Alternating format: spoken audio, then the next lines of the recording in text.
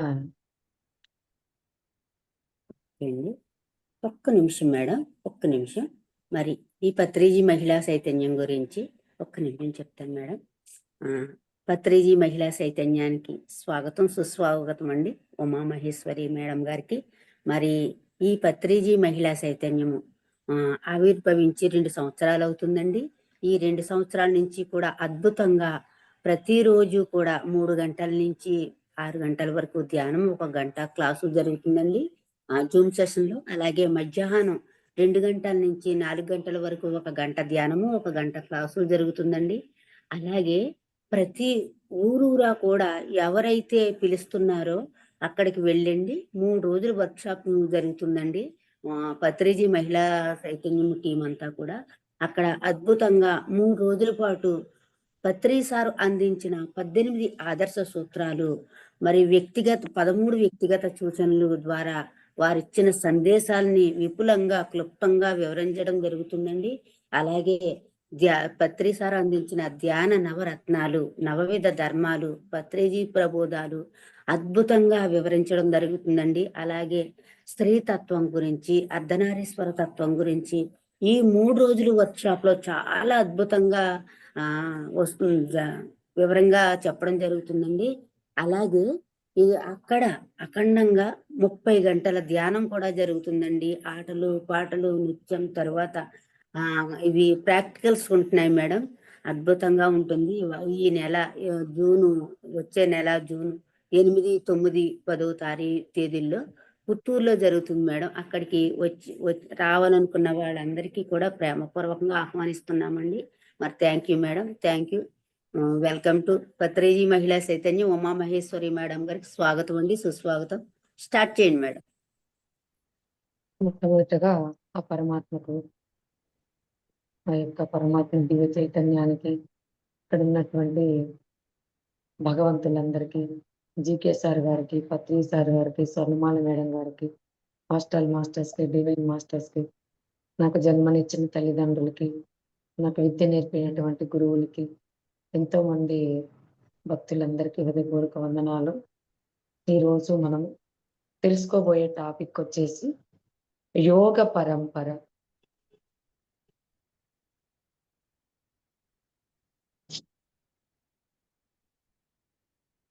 అంటే ఈరోజు మనము పతంజలి మహర్షి గారు చెప్పిన అష్టాంగ రాజయోగం గురించి క్షుణ్ణంగా తెలుసుకుందాం.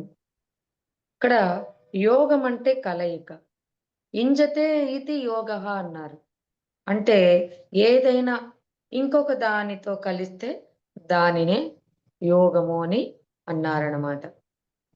ఇప్పుడు యోగం, ఎప్పుడు యోగం అనేది సుఖానికి దారి తీస్తుంది అంటే తద్విరుద్ధమైన వియోగమే దుఃఖానికి కారణం. మనం దేనితో కలిసి ఉన్నామని, ఇక్కడ యోగం అనేది సుఖానికి దారి అని మొట్టమొదట మనము తెలుసుకోవాలి. ఎక్కడ యోగం ఉంటుందో అక్కడ వియోగమే, వియోగము దుఃఖానికి దారి. ఏదైతే కొద్ది రోజులు మనమే కానీలే ఇప్పుడు బాగా ఉన్నటువంటి ఆ పదార్థమే మళ్ళీ వద్దు అనిపిస్తుంది.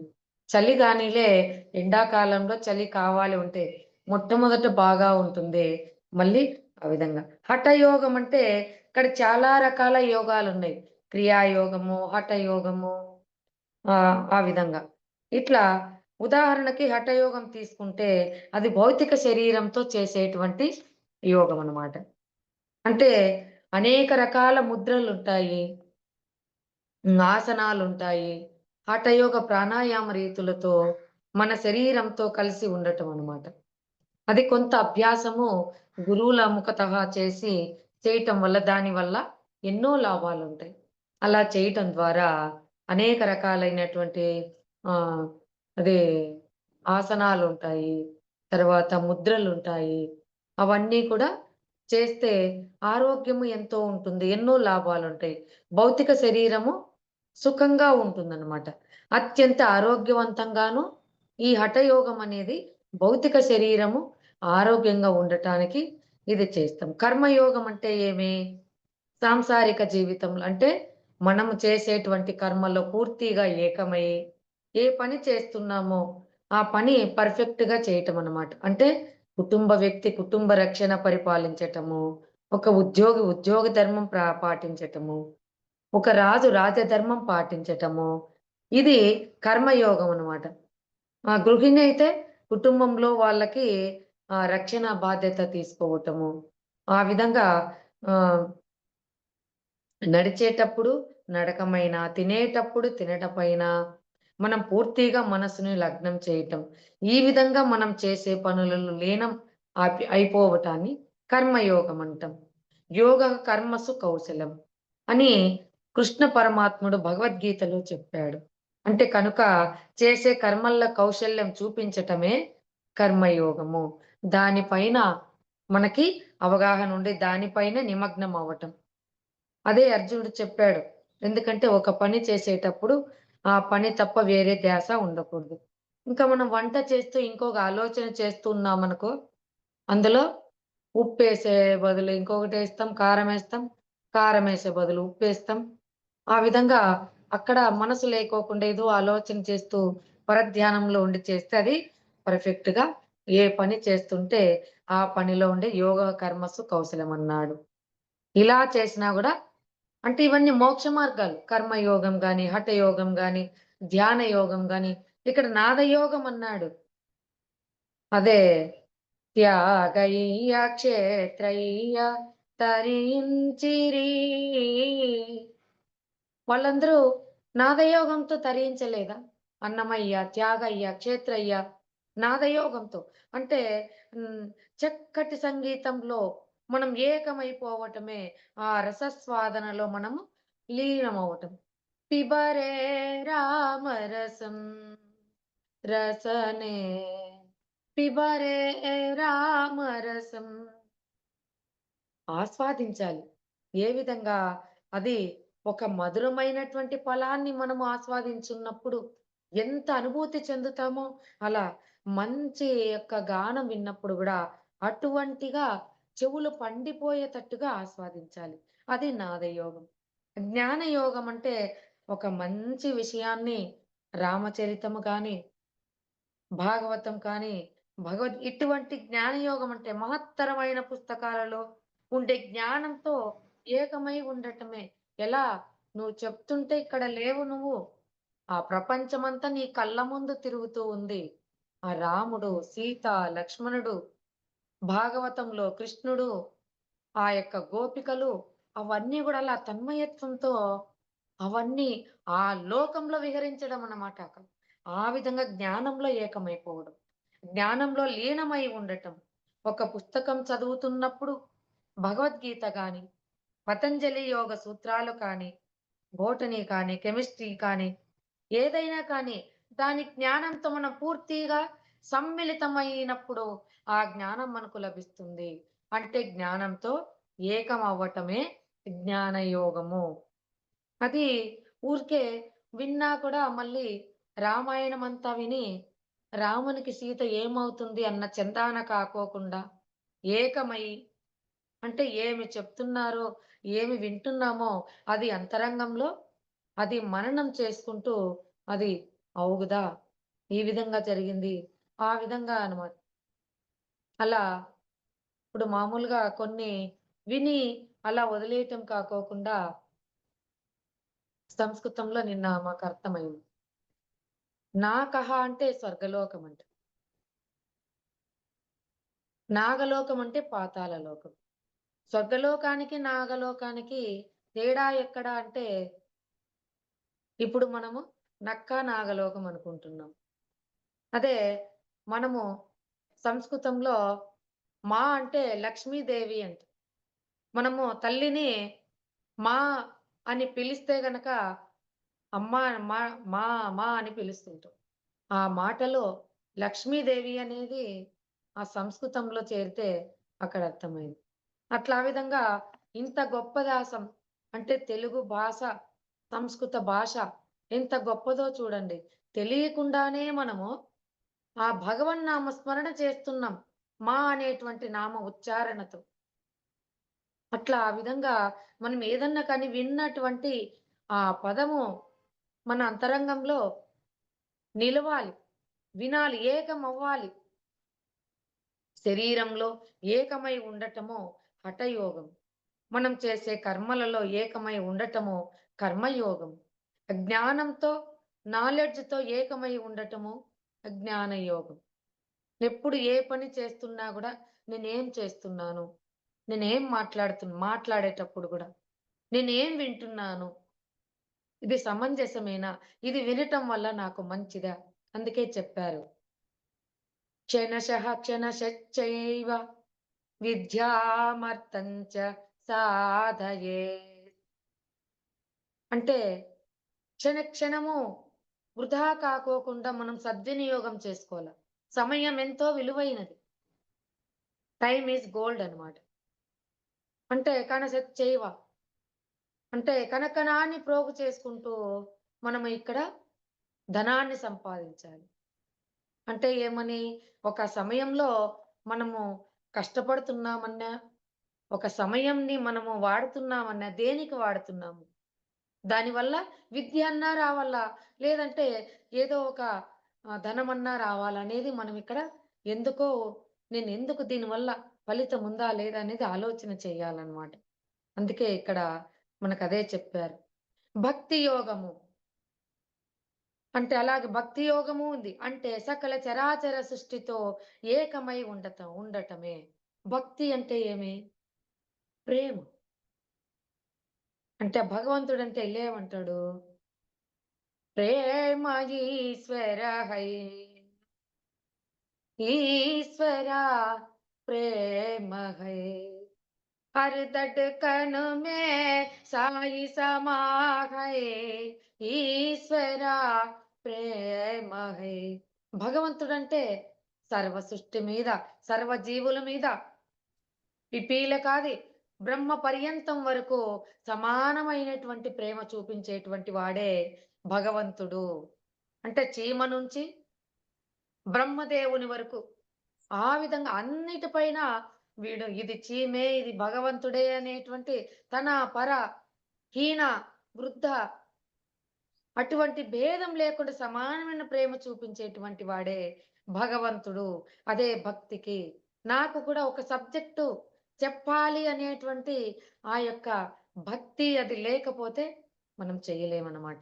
అందుకే భక్తి అనే నేను, నాది అనేది తీసేసి భక్తి అనేది ఇక్కడ నేను, నాది అనేది ఉండదన్నమాట. సకల చరాచర సృష్టితో నేనే. ఇప్పుడు జలం ఉంది. సముద్రంలో ఏమున్నాయి? జలమే. మరి నదిలో ఏమున్నాయి? జలమే. మనం ఇంట్లో ఉన్నటువంటి యొక్క ఏమున్నాయి? వాటరే ఉన్నాయి. ఇంట్లో ఉన్నటువంటి ఒక బౌల్‌లో కానీ, ఒక పాత్రలో కానీ వర్షమొచ్చింది. ప్రపంచమంతా ఏమున్నాయి? నీరే. వర్షం బాగా ఏరులై పారుతా ఉంది. ఏమున్నాయి? జలం. నీళ్ళే ఉన్నాయి. అంటే ఏమని ఎక్కడికి వెళ్ళినా నీళ్ళే. అట్లా ఆ విధంగా మనం కూడా ఈరోజు ప్రతి ఒక్క చరాచర సృష్టిలో అంతా భగవంతుడే. నాలో ఉన్నది భగవంతుడే. భూమిలో ఉన్నది భగవంతుడే. మట్టిలో భగవంతుడే. ఖనిజ సామ్రాజ్యం, వృక్ష అవన్నీ గూడా భగవత్ స్వరూపాలే అని తెలుసుకున్నాం. మరి అన్నింటా ఉన్నది నేనే అనేటువంటి జ్ఞానం తెలుసుకోవడమే ఇక్కడ జ్ఞానం. అదే ఇంగ అన్నింటిపైన ఎందుకు నన్ను నేను ద్వేషించుకుంటానా? నన్ను నేను కోరుకుంటానా? నాలో నన్ను నేను ఇష్టపడేదేంటి? నన్ను నేను ద్వేషించుకునేదేంటి? అనే భావం ఇక్కడనమాట. ఈ స్థితి రావడం అన్నది మానవ జన్మకు చరమ దశ. ఇదే అంతిమ దశ. మనకు కావాల్సిందేమి అదనమాట. అది రావాలంటే మిగతా యోగాలు క్రమక్రమంగా సాధన చేసి సిద్ధి పొందిన తర్వాత ఎందుకంటే కర్మయోగం మనం.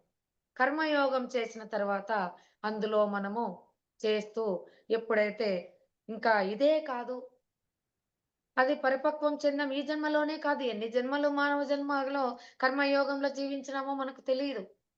అందుకే ఇంకొక స్టెప్ నేను గూడా ముందుకు వెయ్యాలి అనే ఆలోచన వచ్చిందంటే, అదే మనం ఆ విధంగా ఎన్నో జన్మలు దాటాం.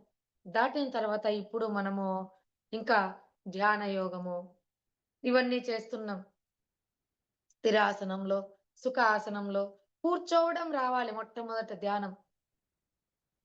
ధ్యానానికి వస్తానే నువ్వు ఇన్ని గంటలు చెయ్యి, ఇన్ని గంటలు చెయ్యి, అన్ని గంటలు చెయ్యి అని చెప్పటం కాదు. వస్తానే కూర్చోవడం రావాలి. చెల్లించేటువంటి చిత్తం, చెల్లించేటువంటి మనసు.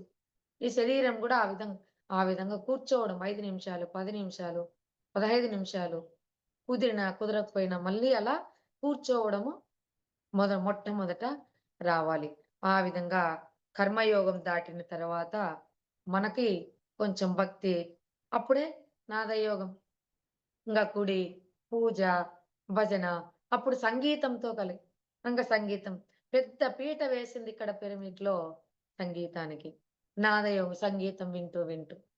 తర్వాత మళ్ళీ క్లాసు మెడిటేషన్ అయిపోతానే సంగీతం ద్వారా మనం లయమైతేనే ఏం చేస్తాము? జ్ఞానయోగం. గొప్ప విషయాలను వింటూ, వింటూ ఇదే అన్నమాట జ్ఞానయోగం. ఆ జ్ఞానం వినాలంటే భక్తి ఉండాలి. ఆ జ్ఞానం పైన నాకు భక్తి కలగాలి. అటువంటిది ఇంత గొప్ప జ్ఞానాన్ని నేను వినాలి అనేటువంటి భక్తి నాలో కలగాలి. అప్పుడే నేనది చేయగలుగుతానన్నమాట. అందుకే భక్తి యోగం అంటే గుడిలో హారతిస్తూ, గంట కొడుతూ ఉండటం, దానితో ఏకమవ్వటం అనేది భక్తి యోగము కాదు. అది భక్తి యోగము కానే కాదు అంటున్నాడన్నమాట. ఎందుకంటే భక్తి అంటే వినాలి. చాలా చక్కగా క్లాస్ చెప్పారండి. ఆ క్లాస్ వింటే ఇంకా వినాలనేటువంటి ప్రేమ, భక్తి 2 ఒకటి దాని పైన పెద్దవాళ్ళకి రెస్పెక్ట్ ఇస్తాం. కిందకి భక్తితో కనిపిస్తే నమస్కారం మహోదయ అని చెప్తాం. ఎందుకు? భక్తి ఉంది కాబట్టి మనము ఆ విధంగా భక్తి, అభిమానం వాళ్ళ పైన. అభిమానం అవ్వచ్చు. ఆ విధంగా అన్నమాట. లేదా కృష్ణునితో ఐక్యం అయిపోయి ఉండటం అనేది భక్తి యోగము కాదు. ఇక్కడ స్వస్వరూపానుసంధానము భక్తిరిత్య విధీయతే అని కదా అసలు నిర్వచనము. ఎందుకంటే స్వస్వరూపం భగవంతుడంటే ఎవడు? భగవంతుడంటే మనలో ఉన్న ఆత్మస్వరూపమే. ఈ భక్తి యోగానికి దారి అనేది మిగతా యోగాల ద్వారానే మిగతా యోగాలన్నీ కర్మయోగము ఎందుకు ఆచరించి మనకి ఇంకా విసుగు. ఇంకా ఏదో చెయ్యాలి. ఇంకా ఏదో చెయ్యాలి. మనశ్శాంతి కావాలి. మనం ఏదైతే ఆహ్, సంపాదిస్తున్నాం. ఎందుకు సంపాదిస్తున్నాము? ఆరోగ్యంగా ఉండటానికి, కుటుంబం హ్యాపీగా ఉండటానికి అంటున్నాం. కానీ అక్కడ సంతోషం ఉందా? సంపాదించినా సుఖం లేదు. ఎందుకంటే సంపాదించి అది దొంగలతో భయము. మన దగ్గర ఉంటే ప్రాణానికి భయము. తీసుకొని వెళ్ళాలంటే భయము. ఇంటి దగ్గర వదిలి ఎక్కడన్నా వెళ్ళాలంటే భయం. ఆ విధంగా ఏదో ఒకటి చింత. ఆ విధంగా అన్నమాట. అందుకే అక్కడ మొట్టమొదట దాని గురించి తెలుసుకొని దాన్ని ఎందుకు ఖర్చు పెట్టాలి? మంచి పుణ్యానికే ఖర్చు పెట్టాలని ఆలోచన. సరే సత్కర్మలు చేయడానికి, సత్కర్మలు చేసే వాళ్ళకి. ఆ విధంగా చేసి కొంతమందిని సత్పురుషులను చూసినప్పుడు ఏమనిపిస్తుంది? నేనే ఎందుకు చేయకూడదు? నేను కష్టపడి సంపాదించి సన్మార్గంలో ఉండేటువంటి వ్యక్తులకు దానం చేస్తే పుణ్యమే. కానీ అన్నిటికంటే గొప్ప దానము జ్ఞానం కదా! అంతిమ లక్ష్యమేమి? మనం ఎందుకొచ్చాం భూమి మీదకి? జ్ఞానం సంపాదించడానికి.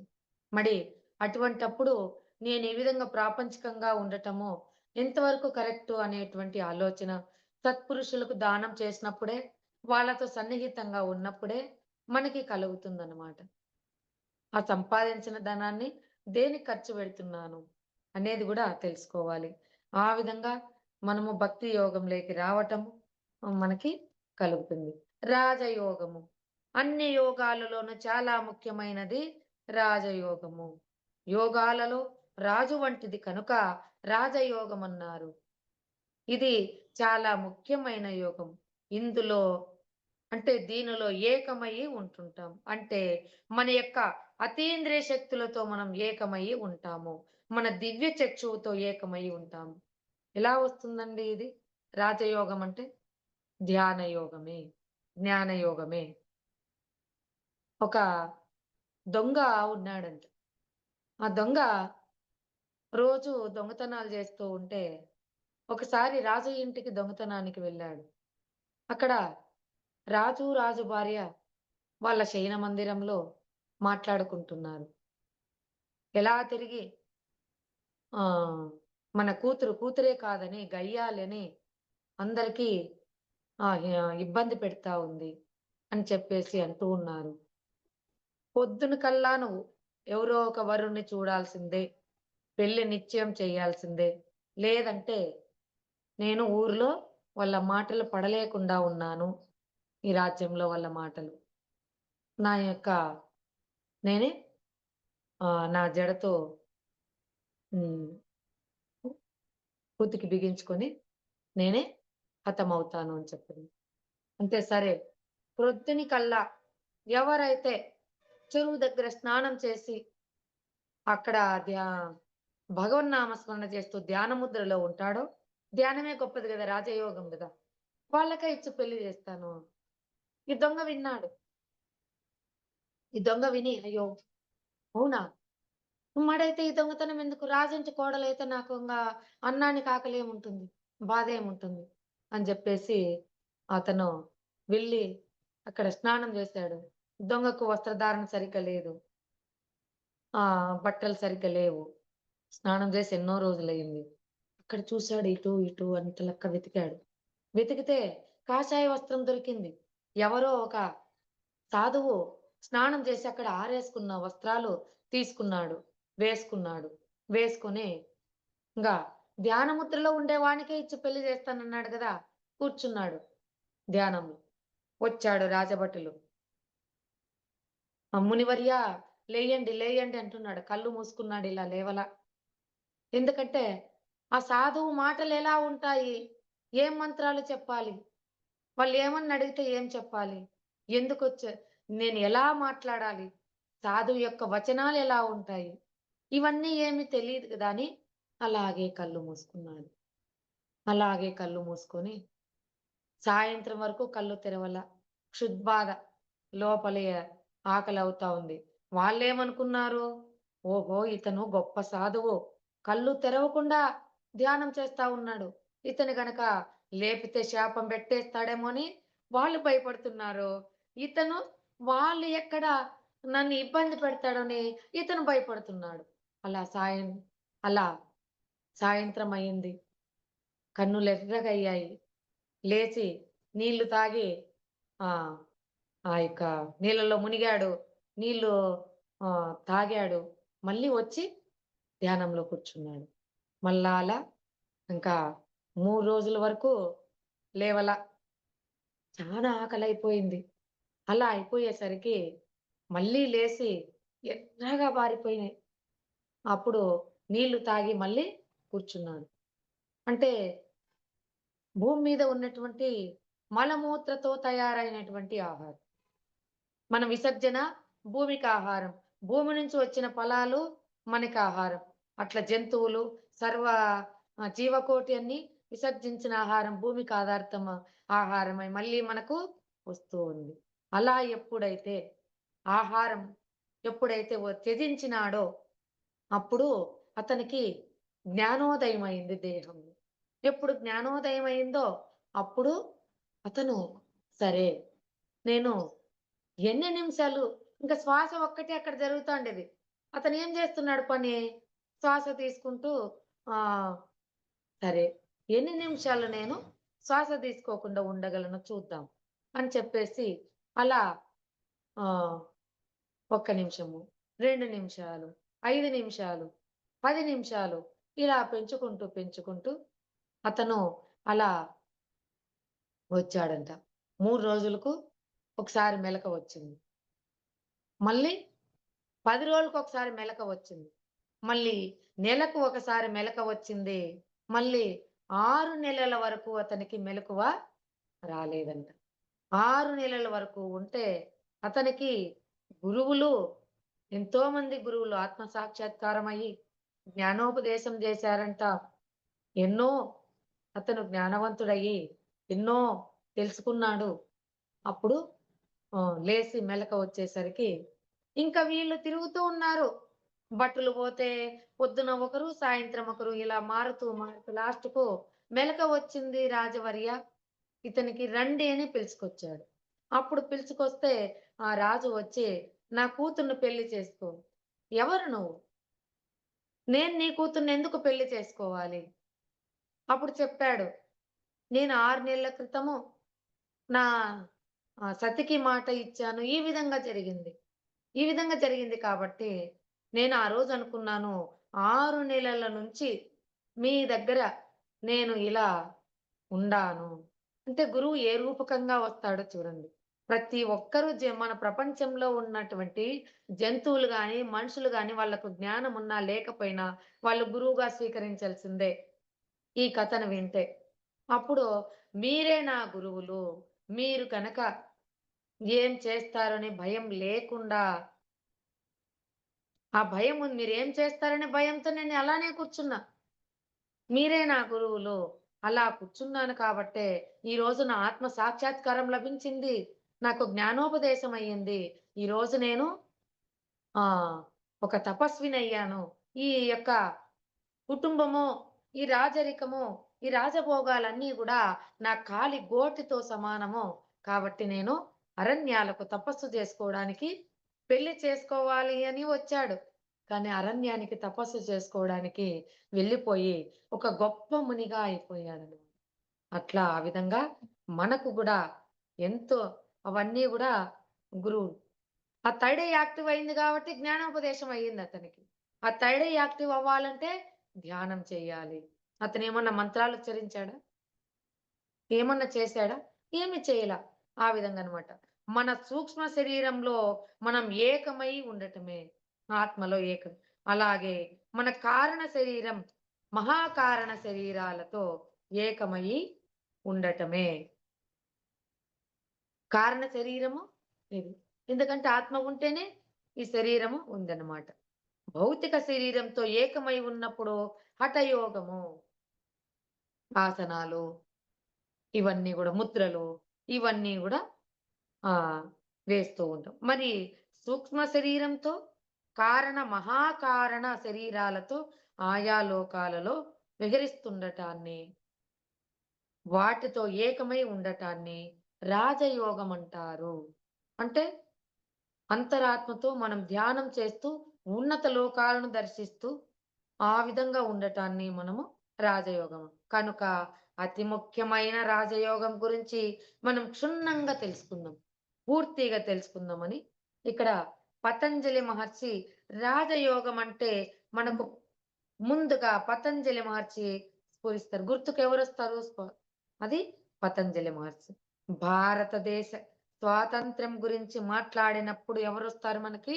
మహాత్మా గాంధీ. ఏ విధంగా గుర్తుకు వస్తారో. మెడిటేషన్, ధ్యానం, రాజయోగం గురించి మాట్లాడేటప్పుడు హ్మ్. ఉపక్రమించినప్పుడు పతంజలి మహర్షి. మనకిప్పుడు ఎవరొస్తారు ధ్యానం అంటే? పత్రిజీ సారే మనకి గుర్తొస్తారు. ధ్యానం, మెడిటేషన్ అథవా రాజయోగము. అంటే ఎవ్వరూ ఒక పతంజలి మహర్షి తప్ప ధ్యానము పతంజలి మహర్షి ఏకమై ఉన్నారు. మహాత్మా గాంధీ భారతదేశం ఏకమైపోయినట్టు. ప్రతి ఒక్కరి హృదయంలో ఎందుకంటే భారతదేశం అంతటా గూడా అతను ఒక గొప్ప జాతి పితగా కనుక పతంజలి మహర్షి చెప్పిన అష్టాంగ రాజయోగ మార్గం గురించి మనం క్షుణ్ణంగా తెలుసుకుందాం. అష్టాంగం అంటే 8 అంగాలు, 8 ఇంద్రియాలు అని అర్థం అన్నమాట. ఏ పతంజలి పుస్తకం చూసినప్పటికీ ఈ 8 అంగాలు వరుసగా ఈ విధంగా ఉంటాయి. యమ నియమాలు. యమ నియమాలంటే సత్యము, అహింస ఇవన్నీ ఇతరులను పరధనాన్ని ఆశించకుండా ఉండటం, ఇతరులను బాధ పెట్టకుండా ఉండటం ఇవన్నీ వస్తాయి. యమ, నియమము, ఆసనము, ప్రాణాయామము, ప్రత్యాహారము, ధారణ, ధ్యానము, సమాధి. ఇక్కడ అయితే నేను మాత్రం కొంత క్రొత్త పదంగాని అనుసరిస్తాను. ఎందుకంటే పైన సూచించిన క్రమం సరి అయినది కాదు అని నాకు తెలుసు కనుక, వాస్తవానికి సరి అయిన క్రమం ఏమిటంటే అష్టాంగంలో మొదటిది ఆసనమంట. ఆసనం అంటే కూర్చోవటం. మొట్టమొదటగా స్థిర సుఖ ఆసనంలో కూర్చోవటము రావాలి. మొట్టమొదట కూర్చోవటం. రెండవది ప్రాణాయామము. ఈ ప్రాణాయామం కూడా రోజు చేస్తే చాలా మంచిదనమాట. ఆరోగ్యానికి గూడా, శ్వాస ఇబ్బందులున్నా గూడా, ఏమన్నా అవన్నీ కూడా ప్రాణాయామం చేస్తుంటాం. ఈ విధంగా మనం ఈ 2 వేళ్ళు ఇలా ఉన్నాయి కదా! ఇవి ఇలా కిందకి ఉంచుకొని, ఈ కుడి కుడి బొటకన వేలుతో ఇలా పెట్టుకొని, శ్వాసను తీసుకొని, మళ్ళీ ఇలా మోసి ఎంత ఇదిగా తీసుకున్నామో, ఎంత వేగంతో స్లోగానే తీసుకోవాలి. స్లోగానే వదలాలనమాట. అంటే మన బయట నుంచి మంచి ఆక్సిజన్ లోపలికి వెళుతుంది. లోపల ఉన్నటువంటి ఆ 2 సూర్యనాడి, చంద్రనాడి యాక్టివ్ అయితాయన్నమాట. ఇలా రెండవది ప్రాణాయామం. ఇంకా ధారణ అన్నాడు. ఐదవది ధ్యానం. ఆరవది సమాధి. ఏడవది యమం. ఎనిమిదవది నియమమని ఇచ్చాడనమాట. ఇక్కడ మనం ఈ విధంగా చూసుకుంటే సత్యం చాలా చక్కగా సువితమవుతుంది. మొట్టమొదటిది ఆసనం. మనిషి ఎలాంటి పరిస్థితిలో ఉన్నా సరే, ఎంతటి హీన చరిత్రుడిగా ఉన్నా సరే, వెంటనే రాజయోగానికి ఉపక్రమించాలి. ఎవరైనా గూడా అంటే ఆహ్, అపోహ పడుతుంటారు గదా! కొంతమంది. నేనిలా నేను ఈ కర్మలాచరించాను, ఇవి చేశాను, నేనివి చెయ్యొచ్చా అనేటువంటి అపోహలవసరం. ఎలాంటి ఇదిగా ఉన్నా గాని, హీన చరిత్ర కలిగినా కానీ, ఈ రాజయోగంలో వాళ్ళకు కూడా మోక్షము కలుగుతుంది. వేమన ఒక ఎంతో ఇదిగా అతనికి మోక్షం కలగలేదా? కాబట్టి కర్మ అనేది హ్మ్. ఆ కర్మ అక్కడి నుంచి అక్కడికి స్టాప్ అయిపోయింది. మళ్ళీ ఇప్పుడు గురువుగారు కొంతమంది చూస్తుంటాం. వాళ్ళ వయసు చూస్తే ఒక 90 ఏండ్లో, 80 ఏండ్లో ఫోటో ఉంటుందక్కడ. కానీ అక్కడ వాళ్ళది ఎన్నో సంవత్సరము ఆరాధన జరుగుతా ఉంది అని అక్కడ 20 30 అని ఇచ్చుంటారు. ఆ గురువుగారి ఏజ్ చూస్తేనే 90 80 ఏజ్ ఫోటో ఉంది. ఇక్కడ 30 ఏండ్లు అనటం ఏంటంటే వాళ్ళెప్పుడైతే జ్ఞానోపదేశాన్ని తీసుకొనుంటారో అదే మొదటి సంవత్సరంగా భావిస్తారనమాట. అంటే జ్ఞాన మార్గంలో ప్రయాణిస్తున్న జీవితంలో ఏజ్ నుంచి లెక్క వేసుకుంటారు. అది గత జీవితమో కాదు. గతంలో నేను, గతం కాదు. ఆ విధంగా అనమాట. అట్లా ఆ విధంగా గతంలో అది జరిగిపోయింది. అది ఆ జన్మకు అది హతమైపోయింది ఆ జన్మ. ఇంకో జన్మలాగా భావించి మనం ఇది ఈ విధంగా గూడా చేయొచ్చు. మనకు దురలవాట్లు ఉన్నాయి కనుక ధ్యానం చేయకూడదు. రాజయోగానికి పనికిరాము. ఆహార నియమాలు కావచ్చు, ఇంకా ఏవైనా నియమాలు కావచ్చు అన్న దృక్పథం ఎంత హాస్యాస్పదమో, వాస్తవానికి మనం దగ్గర సుఖం అన్నది ఉంటే రాజయోగ అభ్యాసం ఇక మనకు అనవసరం. ఎందుకంటే ఇక్కడ ఆనందం అనేది లేదు కాబట్టే ఏది తినే పదార్థం గూడా ఇంకొకసారికి ఇది బాగలేదు అని అనిపిస్తా ఉంది. అట్లా ఆ విధంగా ఏదైనా ఒక వస్తువు ఉంటేనే ఆనందం అనుకుంటాం. దానివల్లే ఎన్నో ఇది పడుతున్నాం. కాబట్టి అందుకే ఈ రాజయోగం అంటేనే ఆనందం. ఆత్మానందం. క్షణికమైన ఆనందము, ప్రాపంచిక ఆనందం. ఆత్మానందం కావాలంటే రాజయోగానికి రావాల్సిందే.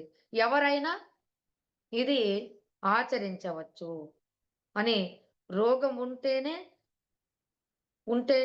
ఉండే డాక్టర్ల మందుల అవసరం. రోగం లేనప్పుడు డాక్టర్ల మందులు అవసరము లేదు. మనం గూడా గురువు దగ్గరికి వెళ్ళాం. ఎందుకు? అదే డాక్టర్ దగ్గర, గురువు దగ్గర ఇప్పుడు ఆచార సాంగత్యం ఉంది. ఆచార సాంగత్యంలో మన సమస్య ఏమిటి? మనం ఎందుకొచ్చామనేది క్షుణ్ణంగా చెప్తేనే దానికి తగ్గ మందు మనకిస్తాడు డాక్టర్. నువ్విది చెయ్యి, నువ్విలా ఉండు, నువ్విలా ఆచరించు అని. ఆ విధంగా అన్నమాట. అలాగే యమ నియమాలలో సిద్ధహస్తుడైన వాడికి రాజయోగము అవసరము లేదు. యమ నియమాలు సత్యము. ఒక హరిశ్చంద్రుడా మాట్లాడేటువంటి వానికి ఇందులో అహింస చేయనటువంటి వాడు. ఒక జీవిని హింసించకుండా మాట ద్వారా, చేత ద్వారా, తను చేసే నడక ద్వారా హింసించకుండా ఉండేవానికి ఈ రాజయోగం అవసరమే లేదు. శీలము, త్యాగము, పరాయి వాళ్ళ సొమ్ము కావాలనుకోకుండా ఉండేటువంటి వాడు. ఇంకా ఆహ్, ఇది నాకు కావాలి అని అంటే తస్కరించటము అనేటువంటి బుద్ధి లేనటువంటి వాడు ఉన్నాడంటే ఇంక వానికి రాజయోగం అక్కరే లేదు అని చెప్తున్నాడు ఇక్కడ, నేను కాదు. ఈ పుస్తకంలో మన గురువులు మనకందించారు. ఆసనం. రాజయోగంలో మొదటిది ఆసనము. ఆసనం గురించి తెలుసుకుందాం. వారు ఏమి చెప్పారంటే స్థిర సుఖ స్థిర సుఖం ఆసనం.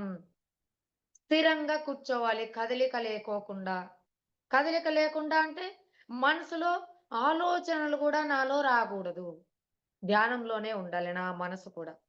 స్థిర సుఖం ఆసనం అంటే ఏ ఆసనమైనా తీసుకోండి.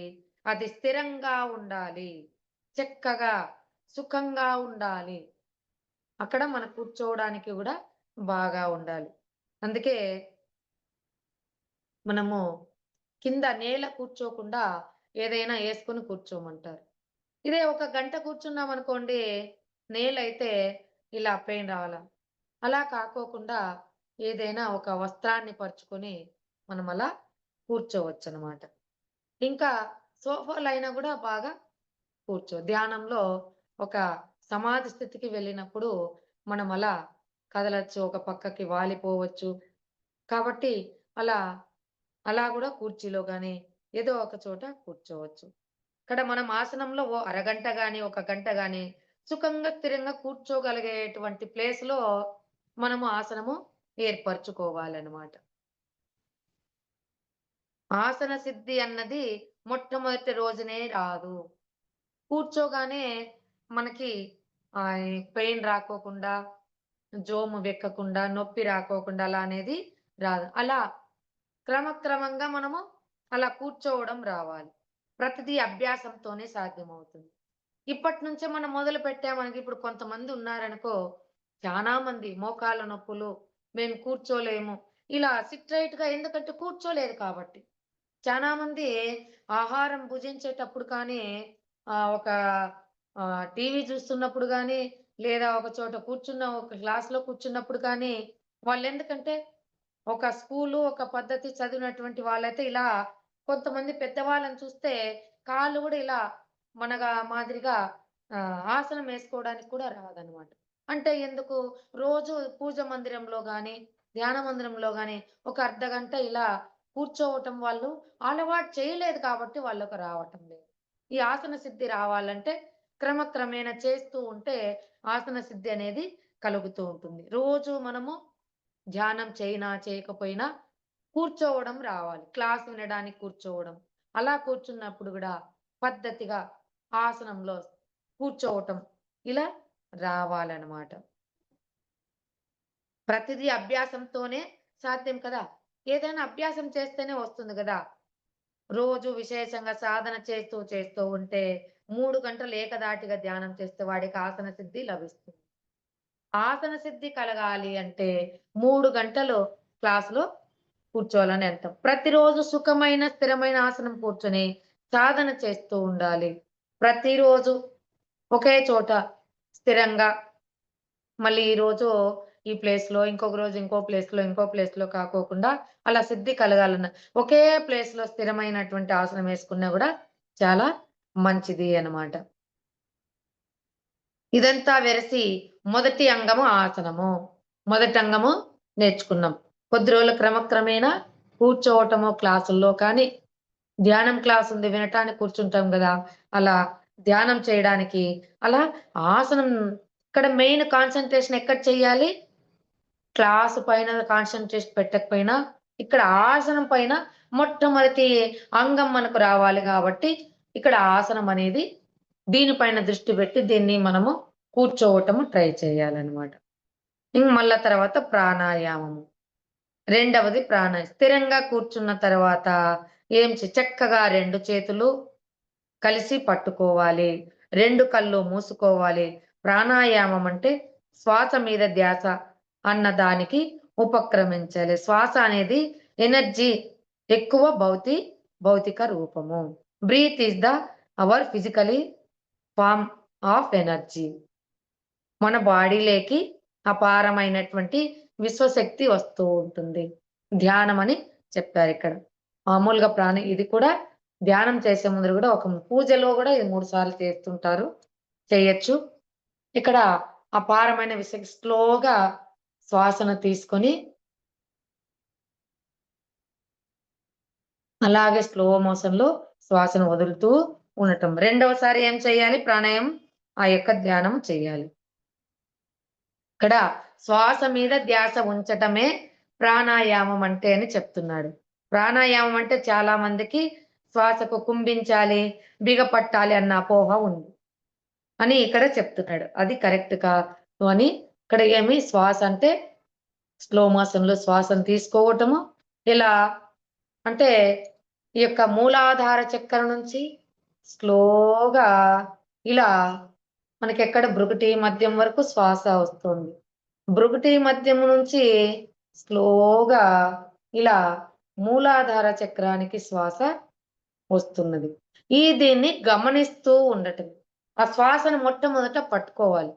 ఎక్కడి నుంచి ఎలా వస్తుంది, ఎలా వెళ్తుంది అనే దానిపైన మనము ఆ శ్వాసను చెయ్యాలి అని ఇక్కడ మనము చెప్తున్నాము. హఠయోగ ప్రక్రియ అన్నాడు. ప్రాణాయామం అన్నది. ఇలా శ్వాసను తీసుకొని ఇలా చెప్పాను గదా! అది. అది ఆరోగ్యానికి మంచిదే. కానీ ఇదే ఇక్కడ మెయిన్‌గా మనకిక్కడ చెప్పాడన్నమాట. రాజయోగంలో మాత్రం ఎలాంటి నిబంధన లేదు. గమని పూర్తి ఏకాగ్రత శ్వాస మీద ధ్యాస ఉంచటము. మన కాన్సంట్రేషన్ అంతా ఎక్కడ ఉండాలి? శ్వాస మీద ధ్యాస. అది ఇక్కడి నుంచి ఎక్కడి దాకా వెళ్తుంది అనే దాన్ని గమనిస్తూ ఉండటం అన్నమాట. పూర్తి ఏకాగ్రత. ఏ విధమైన ఆలోచనలు ఉండకూడదు. ఆలోచనలేమి చెయ్యకూడదు. చేయటం వల్ల వేస్టు. నువ్వు 3 గంటలు చేసినా, 10 గంటలు చేసినా అది వ్యర్థమే. ఆహారం కానీలే, పరధ్యానంలో చేసినప్పుడు అర్థం తినడానికి ఆహారము పనికిరాదు. పరధ్యానంలో మనం ఏదన్నా చదివినా, పరధ్యానంలో ఒక ఎగ్జామ్ రాసినా పాస్ అవుతాడా? అవ్వడనమాట. అట్లా ఆ విధంగా పరధ్యానంలో ధ్యానం చేస్తే అది ధ్యానమే కాదు.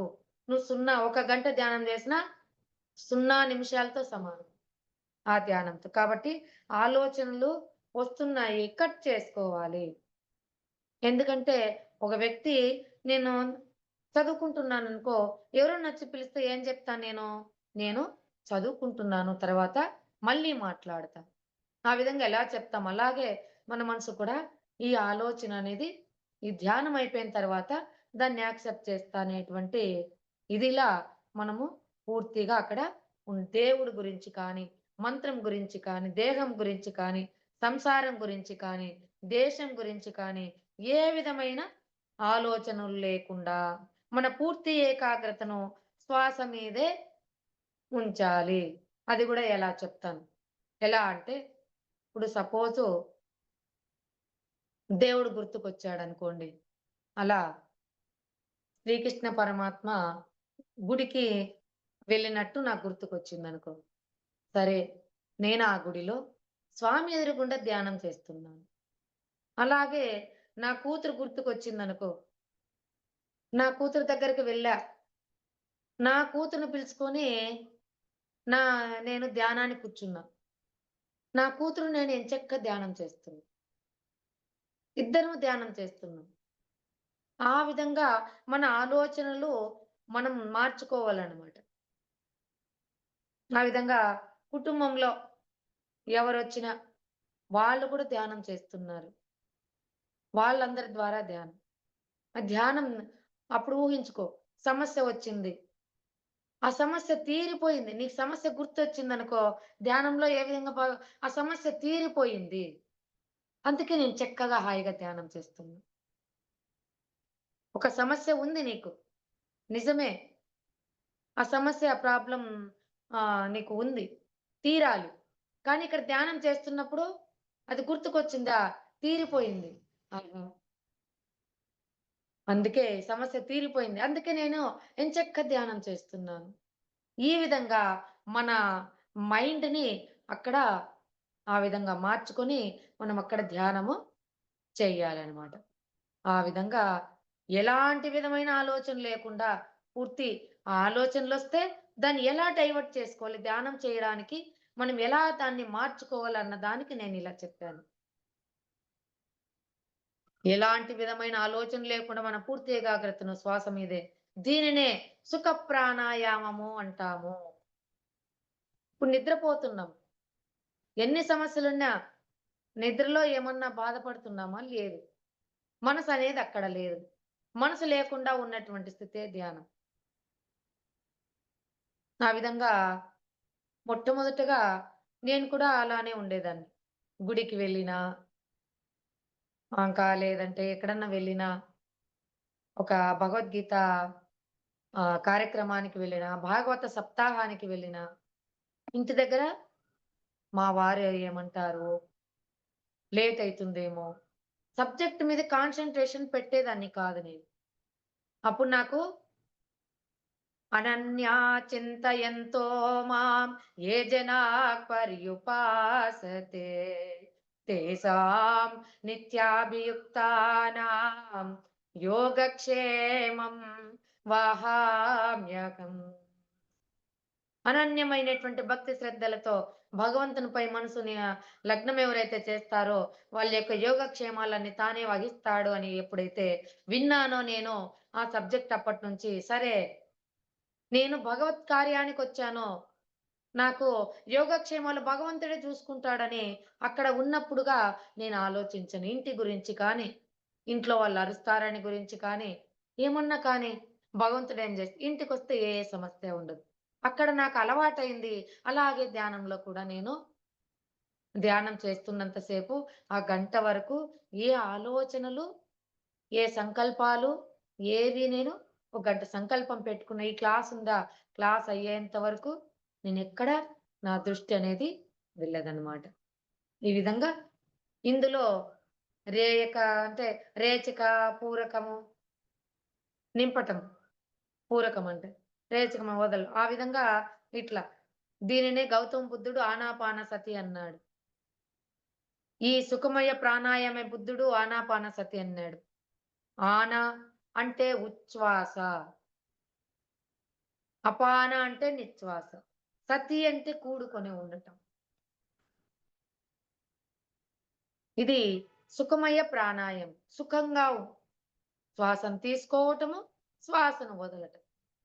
ఆనాపానసతి అన్నా ఒక్కటే. దీనిని అచ్చ తెలుగులో చక్కగా శ్వాస మీద ధ్యాస. ఇక్కడ ఏమన్నారు? ఆనాపానసతి అన్నారు. ఇక్కడ శ్వాస మీద ధ్యాస అన్నారనమాట. అని మనం ఇక్కడ చెప్పుకుంటాం. ఇంకా ప్రత్యాహారము. ఇకపోతే మూడవది. మొట్టమొదటిదేమి ఆసనము. రెండవది శ్వాస మీద ధ్యాస. మూడవది ప్రత్యాహారం గురించి గూడా చెప్తున్నాడు. ప్రతి ఆహారం. అంటే ప్రతి అంటే ఆపోజిట్. బయట కొన్ని ఇంద్రియాలు తిరిగి లోపలికంటే అంతర్ముఖం చేయటమే ప్రత్యాహారము. మన ప్రాపంచికత నుంచి ఆహారం అంటే జ్ఞానేంద్రియాల ద్వారా సంకేతాలను గ్రహిస్తున్నాం. జ్ఞానేంద్రియాలను లోపలికి మళ్లించి, లోపలి సంకేతాలను గ్రహించటమే ప్రత్యాహారము. జ్ఞానేంద్రియాలు అంటే 5 ఇంద్రియాలున్నాయి. మనసు, చిత్తము, బుద్ధి, అహంకారం అంటే నేను అనే జీవుడున్నాడు. ఆత్మ అంటే పరమాత్మ. ఈ విధంగా ఇవి ఈ ఇంద్రియాలన్నింటినీ లోపల ఉంచి అంటే ఆత్మకు లయం చేసి, మనసు చిత్తాన్ని బుద్ధితో, బుద్ధిని నేను అనే జీవునితో, ఆత్మతో ఎప్పుడైతే లయం చేస్తామో అప్పుడే మనము ఈ యొక్క ధ్యానం అనేది చేయగలమనమాట. జ్ఞానేంద్రియాలు లోపలికి మళ్లించి అన్నాడు. బయటకు చూస్తే ఇవన్నీ చింతన చేస్తుంటాయి ప్రపంచమంతా. అవి వినాలి, అవి కావాలి, అవి తినాలి, అక్కడికి వెళ్ళాలి, వారిని చూడాలి, ఈ సమయంలో ఈ పని చెయ్యాలి, డబ్బు సంపాదించాలి, ఇటువంటివన్నీ వస్తుంటాయి బయట. మరి అంతర ప్రపంచాన్ని గూడా చూపించాలి వాటికి. అంతర ప్రపంచంలో ధ్యానం చేయటం ద్వారా నఖశిఖ పర్యంతం శోధించి, అక్కడ ఏమి జరుగుతా ఉంది? ఎక్కడ ఆత్మ చైతన్యం ఉంది? ఆత్మ సాక్షాత్కారాన్ని దర్శించాలి. అటువంటి లోపలికి మళ్లించి సంకేతాలను గ్రహించటమే. అక్కడ ఉండేటువంటి సంకేతాలను అదే ప్రత్యాహారం. ఎప్పుడైతే మనిషికి చక్కగా శ్వాస మీద ధ్యాస ఉంటుందో, అప్పుడు ఆలోచనలన్నీ శ్వాస మీద ధ్యాస చేస్తూ ఉంటే రావాల్సినవి వస్తూ ఉంటాయి. పోవాల్సినవి పోతూ ఉంటాయి. రావాల్సినవంటే ఏమి? నేను ఎటువంటివి చెయ్యాలి అనేటువంటి ఆలోచనలన్నీ వస్తూ ఉంటాయి. పోవాల్సినవి ఈ ఆలోచనలు పోయినప్పుడు, నిర్విషయ స్థితి వచ్చినప్పుడు, ఆలోచన రహిత స్థితి వచ్చినప్పుడు, అప్పుడు ప్రత్యాహారం అన్నది జరిగి లోపల విషయాలు చూడగలుగుతావు. లోపల విషయాలు నువ్వు చూడలేకపోతున్నావంటే, లోపల అంటే సప్త లోకాలు, సప్త సముద్రాలు, విశ్వమంతా మన అంతరంగంలో ఉంది. కానీ మనం బయట చూస్తున్నాం. పరమాత్మ జ్ఞానం ఎక్కడో తెలుసుకోవాలి. మన అంతరంగంలోనే ఉన్నాయి. అందుకే లోపల చూడగలగాలి. అందుకే కూర్చుంటే కుప్పలు, తిరిగితే తిప్పలు అన్నారు. కూర్చొని అంతరంగంలో ప్రయాణిస్తే మనకి పరమాత్మ. అందుకే ఇక్కడ అతను గూడా చెప్పాడన్నమాట. అన్నీ నీవనోచు అంతరంగమున తిన్నాగానే వేతకి తెలుసుకొంటినయ్యా నిన్నే గాని మదినా నిన్న జాల నొరులా అన్నాడు. ఎవరు? అంతరంగంలో ఉన్నాడు పరమాత్మ. నేను పరమాత్మ అంతరంగంలో ఉన్న ఆత్మ అనేది తెలుసుకున్న తర్వాత ఎప్పుడూ అతను ధ్యానంలో చేసి అతను గూడా తరించాడన్నమాట. మనము గుళ్ళో గోపురాలు ఇవన్నీ తిరిగితే రాదు. ఇదంతా అష్టాంగ మార్గంలో మూడవ అంగము ప్రత్యాహారం. నోట్ చేసుకోండి. ఎందుకంటే విన్నదానికి కొంచెమన్నా గుర్తుంటాది. ప్రత్యాహారం మూడవది. ప్రత్యాహార స్థితిలో రకరకాల అనుభవాలు వస్తుంటాయి. ముఖ్యంగా ఆడవాళ్ళకు తొందరగా వస్తాయి. ఎందుకు ఆడవాళ్ళకు తొందరగా వస్తాయి? పుట్టుకతోనే స్త్రీ యొక్క మూడవ చక్రమైనటువంటి మణిపూరక చక్రంలో జన్మ తీసుకుంటుందంట. ఎంత అదృష్టమో గదా! అంటే 2 చక్రాలు ఆహ్, దాటేసి మూడవ చక్రంలో మనము మొట్టమొదటే ఇంకా 2 చక్రాల స్థితి ఆల్రెడీ దాటేసిన స్థితిలో ఉంటాం. అదే పురుషుడైతే ఇక మూలాధార చక్రంలో ఉంటాడంట. అందుకే మన పెద్దవాళ్ళు గూడా ఆహ్, కళ్యాణం చేసేటప్పుడు 5 సంవత్సరాలు తక్కువున్న అమ్మాయిని గూడా ఇచ్చి పెళ్లి ఎందుకంటే వాళ్ళకి 5 సంవత్సరాలు తక్కువున్న వాళ్ళతో కంటే ఎక్కువ జ్ఞానం ఉంటుందంట స్త్రీకి. ఇంగ పిల్లలకి గూడా తొందరగా వస్తాయి. పిల్లలకి గూడా ఎప్పుడు భగవత్ స్వరూపాలు అంటుంటాం గదా! వాళ్ళకి కూడా తొందరగా. మగవాళ్ళకి ప్రాపంచికత ఎక్కువగా వాళ్ళకి ప్రాపంచికత పైన ఎక్కువ జ్ఞానం ఉంటుందంట. కనుక కొంచెం ఎక్కువ సేపు శ్వాస మీద ధ్యాస ఉంచాలి. అప్పుడే ప్రత్యాహార స్థితిలోకి వాళ్ళు చేరుకుంటారు అని ఇక్కడ ఇచ్చారు. కానీ ఇక్కడ ఎవరన్నా ఉంటే మీ గురించి కాదండి. మీరంతా గొప్పవాళ్ళు. ఈ క్లాస్‌లో ఉన్న పుస్తకంలో సార్ వాళ్ళు ఇచ్చిన గురించి చదివాను. కొంతమంది గురించి సార్ చెప్పారనమాట సార్ వాళ్ళు. ఇంకా మూడవదయిపోయింది. నాలుగవది ధారణ. ఈ విధంగా అంతర్దర్శనాలు గావిస్తుంటే, అంతర్నాదాలు వింటుంటే, ధ్యానం అనేది చెయ్యగా శబ్దాలు వినిపిస్తాయి. అని మొట్టమొదట సౌండ్ వినిపిస్తూ ఉంటుంది. రేడియో చూసారు గదా! పాతకాలంలో రేడియో. ఆ రేడియో ఇలా ట్యూన్ చేసేటప్పుడు బాగా రాదన్నమాట సౌండ్. అలా అది కనెక్ట్ అయినప్పుడు మాత్రమే పాట వస్తుంది. కొంచెము రాంగ్‌గా ఉన్నప్పుడు పాట రాదు. ఆ విధంగా మనం కూడా ఆ అవి యొక్క శబ్దాలు వస్తూ, వస్తూ అలాగే మనము ఎలా అంటే నిష్ప్రపంచ నిర్వికల్ప నిర్మలం నిరామయం చిదేక రూప సంతతం భజేహ రామమద్వయం. ఇక్కడ రామాష్టకంలో ఒకే ఒకటి నిష్ప్రపంచము, ఈ ప్రపంచం లేని స్థితి, నిర్వికల్పము, సంకల్పాలు, వికల్పాలు లేని స్థితిలో నిరామయ స్థితిలోకి ఎవరున్నారక్కడ? ఓన్లీ శ్వాస ఒక్కటే, ఈ ప్రపంచం లేదు, నా దేహం లేదు, ఏమీ లేదు అనే స్థితిలో ఉన్నప్పుడు, అలా ఉన్నప్పుడు మాత్రమే మనము చూడండి గమనిస్తూ ఉంటే అలాగా లబ్ డబ్, లబ్ డబ్ అనే హార్ట్ బీట్ వినిపిస్తుంది. అలా ఇంకొంచెం డీప్‌గా మనం శబ్దాలు వింటూ ఉంటే, ఈ నాదాలు కదలిక ఉంటాయి. ఈ యొక్క నాడులు అవి వింటాం. ఇంకా కొంచెం డీప్‌గా వెళ్తే ఓంకార శబ్దం వినే వరకు మనం అంత డీప్‌గా వినాలనమాట. అలా విన్నప్పుడు మాత్రమే అంతర్ శబ్దాలు మనము వినగలుగుతామనమాట. అంటే కాన్సంట్రేషను. ఇక్కడ అర్జునుడు పక్షి కన్ను కొట్టాలి అని గురువు పిలిచాడు ద్రోణాచార్యుడు. వీళ్ళందరూ అడిగితే ఉన్నాయంటే ఉన్నాయంట. ఆకాశం ఉందా? ఉందంటే పో అన్నాడు. ఇంక భీముని పిలిస్తే చెట్లున్నాయంటే ఉన్నాయన్నాడు. పో అన్నాడు. అర్జున్ పిలిస్తే ఏం చెప్పాడు? ఆకాశం లేదు, చెట్లు లేదు, కొమ్మలు లేవు, ఆకులు లేవు, పువ్వులు లేవు, పక్షి గూడా లేదంటున్నాడు ఆఖరికి. మరేం కనిపిస్తుంది? పక్షి కన్ను మాత్రమే కనిపిస్తుందన్నాడు. అప్పుడు పక్షి కన్నుకు గురి పెడితే గిర్రని తిరిగి కింద పడింది. అందుకే అతనికి అస్త్రశస్త్ర విద్యలన్నీ అర్జునికి నేర్పించాడు. ఆ విధంగా మనం కూడా ధ్యానం చేసేటప్పుడు దానిపైన కాన్సంట్రేషన్ ఉంటేనే అది మనకు లభ్యమైతుంది. లేదంటే అది మనకు దూరంగానే ఉంటుంది. మన దగ్గర ఉన్న దూరంగానే ఉంటుంది. ఇలా మనం చేస్తే అతీ అంతరేంద్రియ శక్తులన్నీ ఉత్తేజితమైతాయి. మనకి అంతర్యాన అనుభవాలు కలుగుతూ ఉంటాయి. ఒక కాంతి కానీ, నక్షత్రాలు కానీ, ఏవైనా మనకి కళ్ళు మూసుకొని శ్వాస మీద ధ్యాస ఉన్నప్పుడు కలుగుతున్నాయో, వాటిని ఏకాగ్రతతో చూడడాన్నే ధారణ అని మనం చెప్పుకుంటున్నాము.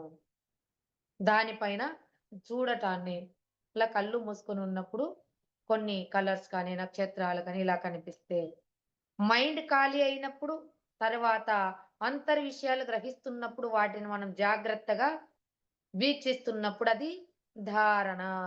మనసు ఎప్పుడైతే ఖాళీ అయితుందో అప్పుడు కొన్ని విషయాలు హ్మ్. నీ నిన్న మార్నింగ్ అండి. ప్రొద్దున వెళ్ళాము. ఒక దేవుని దగ్గరికి వెళ్ళాము. అక్కడ నిమ్మపండు, తర్వాత కుంకుమ ఇచ్చారు. తిన్నాను. ఇంకా ఒక అమ్మాయి జీవించలేదు. అవు గదా! ఈ అమ్మాయి జీవించలే. అందుకే నల్లగా ఉంది అని అన్నాను. మళ్ళీ అక్కడ దేవుని దగ్గర కొన్ని అమ్మాయి మాకందరికి ఫోటోలు తీసుకుంటా ఉంది. తర్వాత ఆహ్, కొన్ని గ్లాస్‌లో ఇచ్చారు. కానీ తాగిన అనుభూతి అయితే ఉంది. మళ్ళీ అక్కడ పాటలు పాడమన్నారు. 'తందనానాహి' అనేటువంటి పాట ఇలా మార్చి పాడాలి అన్నారు. ఎల్లమ్మ దేవత దగ్గర జరుగుతున్నది కార్యక్రమం. అక్కడ ఒక లైన్ మాత్రమే గుర్తుందండి. అంతా నేను గుర్తులేదు. అక్కడ పాడుతున్నాను నేను. ఎల్లమ్మ ఎల్లమ్మ దేవి, ఎల్లమ్మ ఎల్లమ్మ పూజ. ఆ లైన్ మాత్రమే మిగతాదంతా గూడా అక్కడ పాడాను కానీ గుర్తులేదు. అట్లా అనుభూతి అంటే ఆ స్థితి కలిగి ఇక్కడ ఇది క్లాస్ చెప్పేటప్పుడు అది గుర్తొచ్చిందండి. ఆ! అదే దేన్నైతే వింటున్నామో దాని మీద ఏకాగ్రత ఉంచడమే ధారణ. ఏది చేస్తూ ఉంటే కొన్ని రోజులకు ఇదే ఇలా చేస్తూ ఉంటే కొన్ని రోజులకదే ధ్యానము, ధారణ ఇవన్నీ గూడా దేన్ని చేస్తుంటే అది అవుతుందన్నమాట. ఆ విధంగా ధ్యానం అంటే ధి యానం. ధి అంటే సూక్ష్మ శరీర యానము. సూక్ష్మ శరీర యానం. ఇంతకు ముందే చెప్పుకున్నాం. రాజయోగం అంటే సూక్ష్మ, కారణ శరీరం, మహాకారణ శరీరాలతో ఏకమై ఈ శరీరం రావటానికి కారణం ఏంటి? ఈ యొక్క ఆత్మ. ఏంటి కార్యక్రమం ఉంది. ఏదో చెయ్యాలనే ఇక్కడికి వచ్చాం. ఎందుకంటే అందుకే అని వాటితో విహరించటం అని ఆ స్థితి ఇప్పుడు కలుగుతుందన్నమాట. అంటే ఇక ఈ సూక్ష్మ శరీరంతో జ్ఞానానుభవాలు మొదలవుతాయి మనకి ధ్యానం చేయడం ద్వారా. ఆ తర్వాత కారణ శరీరంతోనూ, మహాకారణ శరీరంతోనూ అనుభవాలు మొదలవుతాయి. వాటితో మనం కలిసి ఉంటాం. అంటే స్థూల శరీరాన్ని వదిలిపెట్టేస్తాం. అంటే అంతర విషయాలపై మనం దృష్టి కేంద్రీకరించినప్పుడు భౌతిక శరీరాన్ని పూర్తిగా వదిలిపెట్టేస్తాం. శరీరాన్ని వదిలిపెట్టడం అంటే వదిలిపెట్టేయటం కాదు. మామూలుగా మన ప్రాపంచిక విషయాలతో మామూలుగా ఉన్నప్పుడు ఆలోచిస్తాం. ఇక్కడ ఉన్నప్పుడు ఏంటి? సబ్జెక్ట్ పైన, జ్ఞానం పైన ఇలా కదా, ఇలా కదా అని ఎక్కడ గాని మనం ఆ దృష్టితోనే చూస్తామన్నమాట. ఏంటది? సరే కొంచెం నీటిలో నీటా? వేనా? ఏంటి మేడం గాలి? కొంచెం నీట్ చేస్తారా? చేస్తా. Okay madam. టైం అయింది కదా, చూసుకోలేదు. మీరు కూడా చెప్పలేదు. అదే క్లాస్ డీప్‌గా జరుగుతుంది కదా అని చెప్పలేదు మేడం. Thank you madam. ఈ